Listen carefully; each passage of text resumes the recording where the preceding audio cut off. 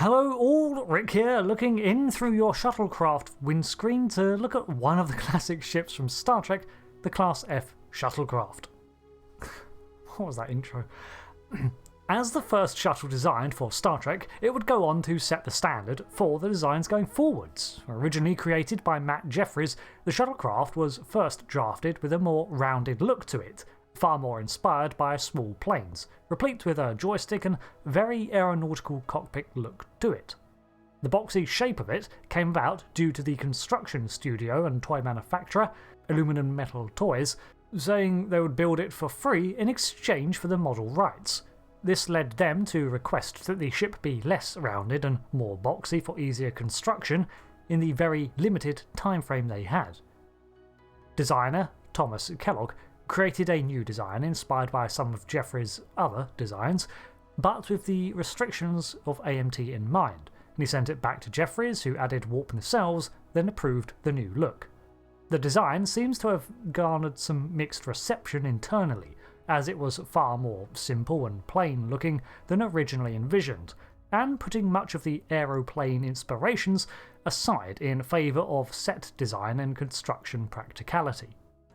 In-universe, the Class F is reputed to have entered service in 2255, however if it did, it was not a common sight. Eventually, however, it replaced the Stamets type, which was very similar in design but larger around the 2260s era. The F soon saw placement on exploration vessels like the Constitution class, as well as becoming the mainline small craft for stations and many other Starfleet facilities. The Class F design was widely distributed to all Starfleet outposts thanks to its ease of construction and soon saw widespread implementation. They remained in service around the planetside installations into the 2270s and beyond. However, they were eventually phased out in favour of newer models, as were their starships, and it was entirely discontinued by 2290. Standard loadout for a Constitution class was 4 of these shuttles, and several other types for varying roles. The missions for such a shuttle were reconnaissance and, of course, short to mid-range transportation. The vessel was smaller than its precursor shuttle designs, and did away with much of the technology that was previously included as standard to slim the whole thing down. Small alterations were made too, such as the relocating of the fuel cells to the nacelles, which opened up more space for the passengers. The expectation was that the shuttlecraft could be outfitted with specialised equipment based on what was needed, and additional types of shuttle supplemented a cruiser's inventory with a wider toolkit. The Class F is around 24 feet long, which makes it around 7.3 metres, except that it's not, it's actually 6.8 metres. This makes it around 4.1 wide and 2.3 tall. Now, this seems like a good point to address that internally, this shuttlecraft set was larger than the outside measurements would suggest, much like the Delta Flyer's rear storage. So what you see on screen will not add up. It weighs 17,000 kilograms in standard gravity and houses room for 2 pilots, although it can operate with 1.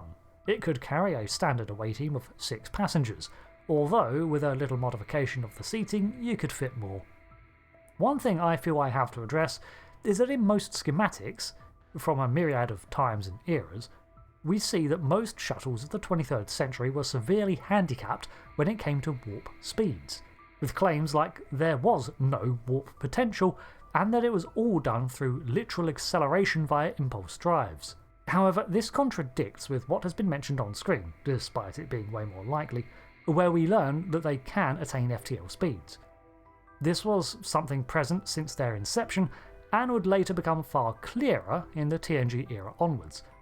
But getting consistent speeds for the small craft of this time is confusing, so I've opted to go with the fastest possible results.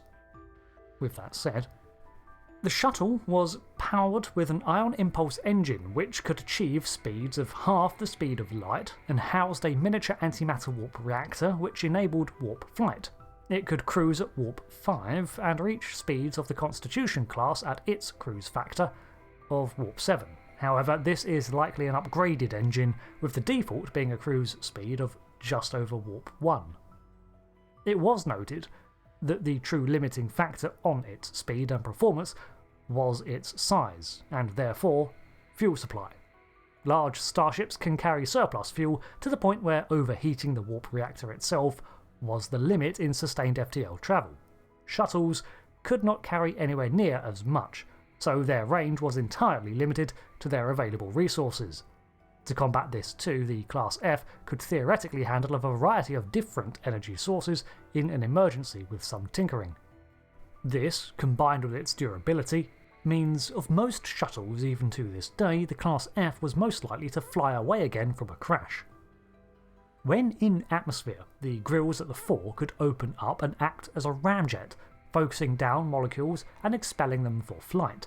This greatly increased its atmospheric flight potential, and they could theoretically remain cruising indefinitely in ideal conditions. All this tech burned out quickly, however, and it required a full overhaul and replacement of certain engine components every 3 weeks of service. Its hull was mostly duranium, Starfleet's go-to for construction, and it had deflector shielding for protection. The shuttle was not armed by default in any way, as it prioritised diplomacy and was more likely to be allowed into other planets and cultures if it was unarmed.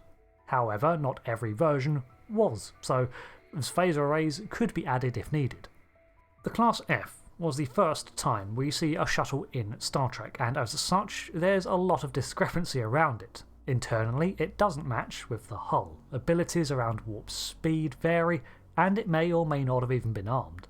It's boxy, plain, unappealing, and way too simple, and I love it for it. Much of this jank can be tidied away in-universe with the excuse of variations and adaptations to the mission requirements. Or the more realistic, it's a TV show, deal with it. But in the lore, the Class F pretty much set the standard for shuttlecraft going forwards, with the tech being refined in later models such as the Galileo type that was the next basic transport shuttle, but it followed the design ethos. The fact that they were unarmed and minimally warp capable fresh out of the box strongly suggests that these were designed to be rapidly and easily manufacturable and, frankly, expendable. With many installations only requiring basic transportation vessels for people or cargo, why spend more time than necessary assembling a Class C or Stamets type that can do a ton of jobs when the Class F is quicker and does the job nicely? If you need more from it, they were adaptable enough to enhance anyway, making them the ideal basic auxiliary ship. The common Class F is pretty much the trend setter of shuttles, and while we have prequels that demand preceding craft, the Class F retains its place in-universe as establishing the status quo going forwards. Thanks for watching this breakdown of the shuttlecraft. I've been Rick, thanks again, and goodbye.